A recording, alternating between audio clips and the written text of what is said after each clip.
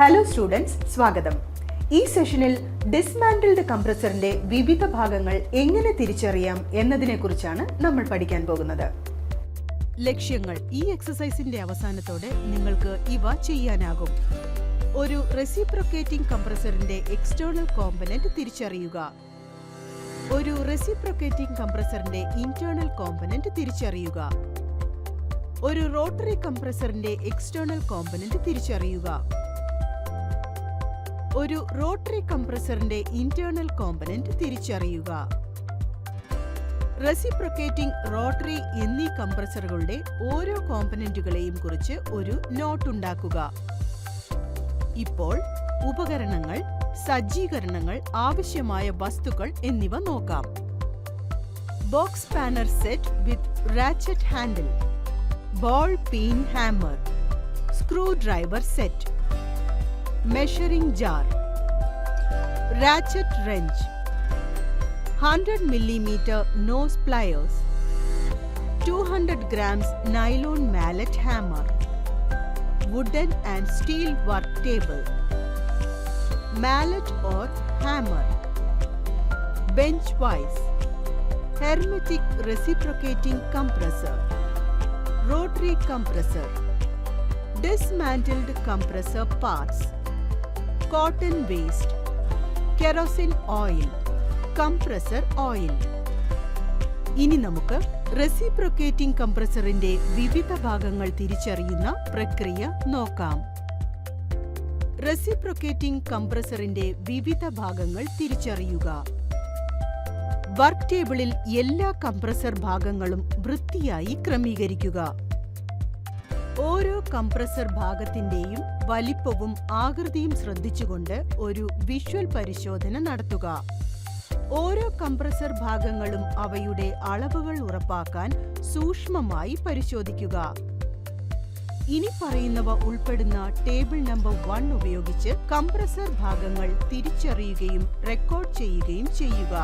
Valve plate, suction valve read, discharge valve reed, head plate, piston, oil ring grooves, compressor ring, crankshaft, connecting rod, muffler.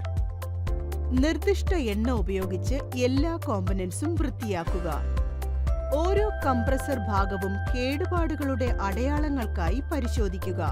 ഏതെങ്കിലും compressor ഭാഗങ്ങൾക്ക് കേടുപാടുകൾ സംഭവിച്ചിട്ടുണ്ടെങ്കിൽ അവ പുതിയ കോമ്പനന്റ്സ് ഉപയോഗിച്ച് മാറ്റിസ്ഥാപിക്കുക. നിങ്ങൾ ശരിയായ റീപ്ലേസ്മെന്റ് പാർട്സ് ആണ് ഉപയോഗിക്കുന്നതെന്ന് ഉറപ്പാക്കുക.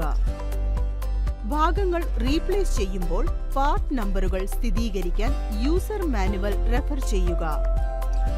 പരിശോധനയ്ക്കും വൃത്തിയാക്കലിനും ശേഷം ഓരോ കോമ്പനന്റിലും നേർത്ത ലെയർ എണ്ണ പുരട്ടുക. ഇപ്പോൾ റോട്ടറി കംപ്രസർ ഭാഗങ്ങളുടെ സ്റ്റേഷനറി ബ്ലേഡ് വിവിധ ഭാഗങ്ങൾ തിരിച്ചറിയാനുള്ള പ്രക്രിയ നോക്കാം. സ്റ്റേഷനറി ബ്ലേഡ് ടൈപ്പ് റോട്ടറി കംപ്രസറിന്റെ വിവിധ ഭാഗങ്ങൾ തിരിച്ചറിയാൻ സ്റ്റേഷനറി ബ്ലേഡ് ടൈപ്പ് റോട്ടറി കംപ്രസറിന്റെ ഓരോ കോമ്പനന്റുകളും വർക്ക് ടേബിളിൽ വയ്ക്കുക. ഓരോ കംപ്രസർ ഭാഗത്തിന്റെയും വിഷ്വൽ പരിശോധന നടത്തുക. അതിന്റെ വലിപ്പവും ആകൃതിയും നിരീക്ഷിക്കുക. അവയുടെ അളവുകൾ നിർണ്ണയിക്കാൻ ഇൻഡിവിജ്വൽ കംപ്രസർ ഭാഗങ്ങൾ സൂക്ഷ്മമായി പരിശോധിക്കുക. ഒരു ടാബുലർ കോളത്തിൽ റോട്ടറി കംപ്രസറിന്റെ ഭാഗങ്ങൾ തിരിച്ചറിയുകയും പട്ടികപ്പെടുത്തുകയും ചെയ്യുക. Housing, suction service valve, discharge valve plate, blade, rotor shaft, eccentric shaft, roller impeller, cylinder. Rotary കംപ്രസറിന്റെ പ്രവർത്തനങ്ങളെക്കുറിച്ച് സ്വയം പരിചയപ്പെടുത്തുക. അതിൽ ഇവ ഉൾപ്പെടുന്നു: എയർ കംപ്രഷൻ, പവർ ട്രാൻസിഷൻ, തുടർച്ചയായ പ്രവർത്തനം, പല ഉപയോഗങ്ങൾ, ഉയർന്ന കാര്യക്ഷമത, ഓയിൽ ഇഞ്ചക്ഷൻ അല്ലെങ്കിൽ ഓയിൽ ഫ്രീ ഓപ്പറേഷൻ, നിയന്ത്രണവും ഏകോപനവും, കുറഞ്ഞ വൈബ്രേഷനും ശബ്ദവും. റീക്യാപ്പ്. ഈ വിഷയത്തിൽ ഞങ്ങൾ ഇനി പറയുന്ന പോയിന്റുകൾ ഉൾപ്പെടുത്തിയിട്ടുണ്ട്. റെസിപ്രോക്കേറ്റിംഗ് കംപ്രസറിന്റെ എക്സ്റ്റേണൽ കോമ്പനന്റ്സ് തിരിച്ചറിയാൻ, റെസിപ്രോക്കേറ്റിംഗ് കംപ്രസറിന്റെ ഇന്റേണൽ കോമ്പനന്റ്സ് തിരിച്ചറിയാൻ, റോട്ടറി കംപ്രസറിന്റെ എക്സ്റ്റേണൽ കോമ്പണൻസ് തിരിച്ചറിയുക. റോട്ടറി കംപ്രസറിന്റെ ഇന്റേണൽ കോമ്പണൻസ് തിരിച്ചറിയുക. റെസിപ്രോക്കേറ്റിംഗ് റോട്ടറി കംപ്രസറുകളുടെ ഓരോ കോമ്പണന്റുകളും രേഖപ്പെടുത്തുന്നു. ഡിസ്മാൻഡിൽഡ് റെസിപ്രോക്കേറ്റിംഗിന്റെയും റോട്ടറി കംപ്രസറുകളുടെയും വിവിധ ഭാഗങ്ങൾ തിരിച്ചറിയുന്ന പ്രക്രിയ നിങ്ങൾക്കെല്ലാവർക്കും മനസ്സിലായിട്ടുണ്ടെന്ന് ഞാൻ പ്രതീക്ഷിക്കുന്നു. Thank you students. നമുക്ക് അടുത്ത സെഷനിൽ കാണാം. ബൈ.